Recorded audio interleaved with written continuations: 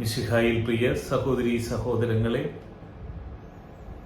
നാം വിധിയാളനായി വരുന്ന യേശു ക്രിസ്തുവിൻ്റെ സമയം സമാഗതമായിരിക്കുന്ന ഒരവസരത്തിലൂടെയാണ് നാം സഞ്ചരിക്കുന്നത്. അതുകൊണ്ട് തന്നെയാണ് ഇന്ന് നമ്മുടെ കത്തോലിക്ക തിരുസഭയിൽ തന്നെ ദൈവത്തിനെതിരെ പ്രവർത്തനങ്ങൾ നടക്കുവാൻ കാരണം. പുരോഹിതരും ഇടയന്മാരുമെല്ലാം ദൈവജനത്തിനെതിരെയും ദൈവത്തിനെതിരെയും കർത്താവ് സ്ഥാപിച്ച തിരുസഭയ്ക്കെതിരെയും ബലിപീഠത്തിനെതിരെയും ബലിവസ്തുക്കൾക്കെതിരെയും പ്രവർത്തിക്കുമ്പോൾ നാം മനസ്സിലാക്കുക, അതെ, അശുദ്ധികാരൂപികൾ വിശുദ്ധ സ്ഥലത്ത് എത്തുമ്പോൾ വിധി നടത്തുവാനായിട്ട് കർത്താവിൻ്റെ ദൂതന്മാർ കാഹളധ്വനി മുഴക്കിക്കഴിഞ്ഞു. അധികം സമയമില്ല. തീർച്ചയായും കുറച്ച് സമയവും കൂടി നമുക്ക് നൽകിയിരിക്കുന്നത് കർത്താവിൻ്റെ കരുണ തന്നെയാണ്. അത് മനസ്സിലാക്കുവാനുള്ള ജ്ഞാനം നമ്മളിൽ വരട്ടെ. അതിനായി നമുക്ക് പ്രാർത്ഥിക്കാം, പ്രവർത്തിക്കാം. ഇന്ന് തിരുവസ്ത്രങ്ങൾ അണിഞ്ഞ് തിരുസഭയെ അവഹേളിക്കാൻ, നിന്ദിക്കാൻ ദുഷ്പ്രേരണ നൽകി ദൈവജനത്തെ നിത്യനരകാഗ്നിയിലേക്ക് നയിക്കുന്ന സാത്താൻ സേവകരായ വിവിധ പുരോഹിതരെ, ഇടയന്മാരെ, നിങ്ങളിൽ നിന്നും പരിശുദ്ധാത്മാവ് എന്നേ വിട്ടുപോയി. ഇപ്പോൾ നിങ്ങൾ ദുഷ്ടാത്മാവിനാൽ നയിക്കപ്പെട്ട് ആദ്യം മുതൽ എന്നേക്കുമായി സാത്താനായി സജ്ജമാക്കിയിരിക്കുന്ന നിത്യ നരകാഗ്നിയിലേക്ക് സാത്താനോടൊപ്പം നിങ്ങൾ തന്നെ കർത്താവിൻ്റെ സഭയ്ക്കെതിരെ അനുസരണക്കേട് കാണിച്ചുകൊണ്ട് തന്നെ കർത്താവിനെതിരെ പ്രവർത്തിച്ച് നിങ്ങൾ തന്നെ നിങ്ങൾക്കായി വിധി ഉറപ്പിച്ചു കഴിഞ്ഞു. അതെ, പരിശുദ്ധാത്മാവിനെതിരെ പ്രവർത്തിച്ച് നിങ്ങളും നിങ്ങളുടെ കൂട്ടാളികളും നിത്യനരകാഗ്നിയിലേക്ക് എറിയപ്പെട്ടു കഴിഞ്ഞു. എന്നാൽ ശാരീരികമായിട്ടല്ല ഇപ്പോൾ സംഭവിച്ചിരിക്കുന്നത്, ആത്മീയമായിട്ട് നിങ്ങളുടെ ആത്മാവ് നിത്യനരകാഗ്നിയിലേക്ക് പ്രവേശിക്കാനുള്ള എല്ലാ യോഗ്യതയും നിങ്ങൾക്ക് ലഭിച്ചു കഴിഞ്ഞു എന്നുള്ള സത്യം വെളിപ്പെടുത്തുകയാണ്. ഇനിയും നിങ്ങൾ കർത്താവിനെതിരെ, കർത്താവ് സ്ഥാപിച്ച സഭയ്ക്കെതിരെ കൂടുതൽ പ്രവർത്തിച്ച് ആ നാശത്തിലേക്കുള്ള വഴിയുടെ വേഗത കൂട്ടുക. അതാണ് നിങ്ങൾക്ക് നിങ്ങളുടെ ആത്മാവിൻ്റെ അന്ത്യത്തിലേക്ക് എത്തിച്ചേരുവാനുള്ള അവസരങ്ങൾ. നിങ്ങൾക്കൊരിക്കലും കർത്താവിൻ്റെ പദ്ധതി മനസ്സിലാക്കുവാൻ സാധ്യമായിരിക്കില്ല. കാരണം ദുഷ്ടാത്മാവിനാൽ നയിക്കപ്പെടുമ്പോൾ കർത്താവിന് എവിടെ സ്ഥാനം?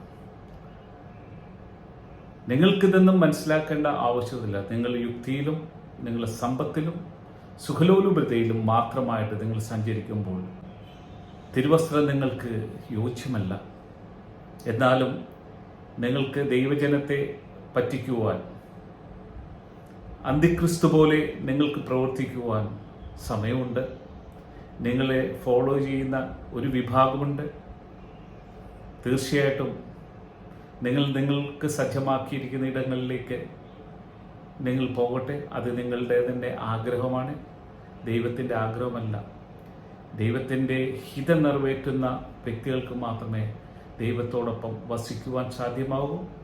പരിശുദ്ധനായ ദൈവത്തിൻ്റെ മുമ്പിൽ പരിശുദ്ധർക്ക് മാത്രമേ പ്രവേശിക്കുവാൻ സാധ്യമാകൂ. ഇന്നീ കാണുന്നതെല്ലാം മിഥ്യയാണ്. നിങ്ങളുടെ ജീവിതം സാത്താനായി നിങ്ങൾ ഒരുക്കി വെച്ചു കഴിഞ്ഞു.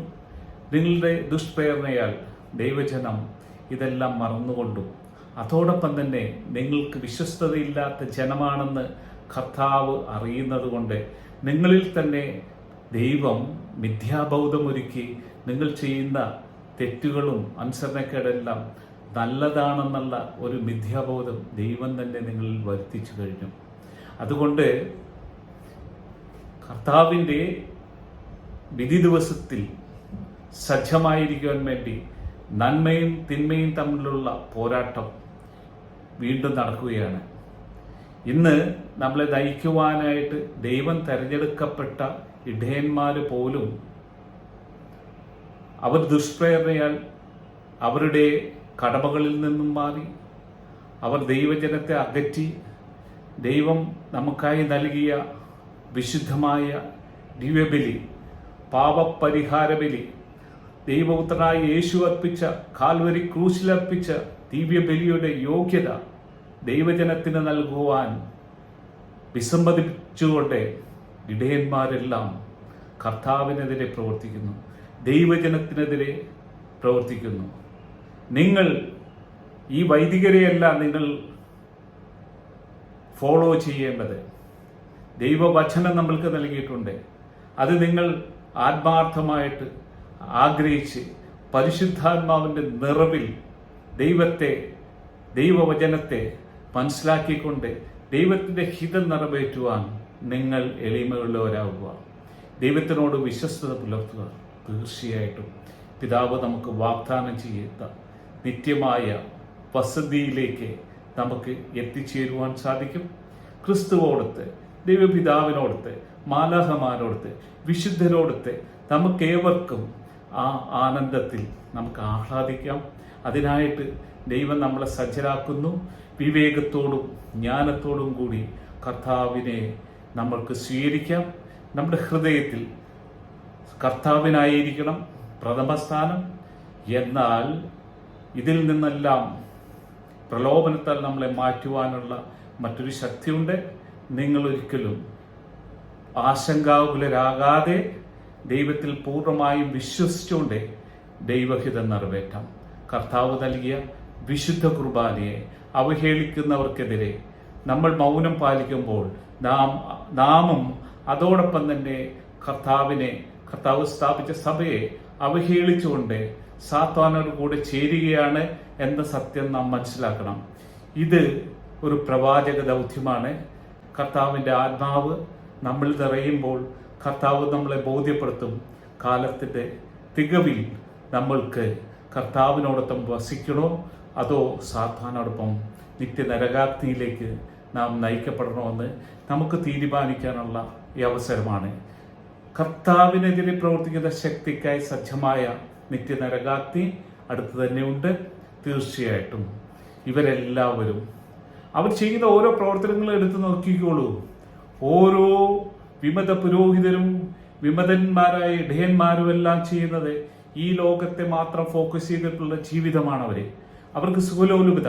അവർ ചെയ്യുന്നത് എന്തെന്നുള്ള കാര്യങ്ങൾ ഓരോന്നോരോന്ന് എടുത്തു നോക്കിക്കഴിഞ്ഞാൽ നിങ്ങൾക്കറിയാൻ പറ്റും.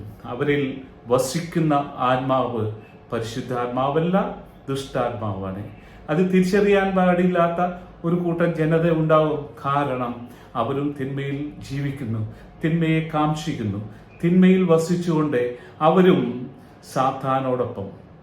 അതെ, ദൈവം ആദ്യകാലം മുതൽ അവർക്കായി സജ്ജമാക്കിയ നിത്യനരകാഗ്നിയുണ്ട്. എന്നാൽ ദൈവത്തോടുകൂടെ ദൈവത്തിനോട് ചേർന്ന് ജീവിക്കുന്ന ജനത്തിനായി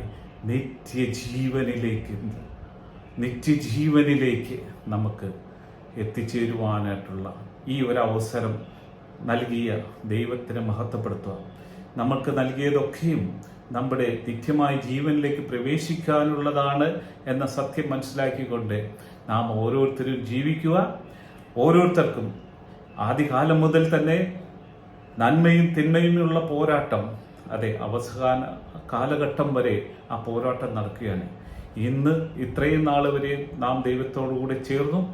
അവസാന നിമിഷം പോലും അലറുന്ന സിംഹത്തെ പോലെ സാത്താൻ പതിയിരുന്ന് ആക്രമിക്കാൻ ശ്രമിക്കുമ്പോൾ വിവേകം വെടിയരുത്, ജ്ഞാനം നഷ്ടപ്പെടുത്തരുത്. കർത്താവിൻ്റെ ദൈവദൂതന്മാരാൽ നാം ശക്തരാകുക. ദൈവം നമ്മോട് കൂടെ നിൽക്കട്ടെ. ദൈവദൂതന്മാരുടെ സംരക്ഷണം നാം സ്വീകരിച്ചുകൊണ്ട് നമ്മളുടെ ജീവിതയാത്ര മുന്നേറാം. നമ്മൾക്ക് കർത്താവിനെ മഹത്വപ്പെടുത്താം. കിട്ടിയ എല്ലാ ദാനങ്ങൾക്കും നന്ദി അർപ്പിച്ചുകൊണ്ട് ഈ അവസരം നൽകിയ എൻ്റെ പിതാവായ ദൈവത്തിനും പുത്രനായ യേശുവിനും എന്നെ നയിക്കുന്ന പരിശുദ്ധാത്മാവിനും നന്ദി അർപ്പിച്ചുകൊണ്ട് ബ്രദർ തോമസ് ജോർജ്.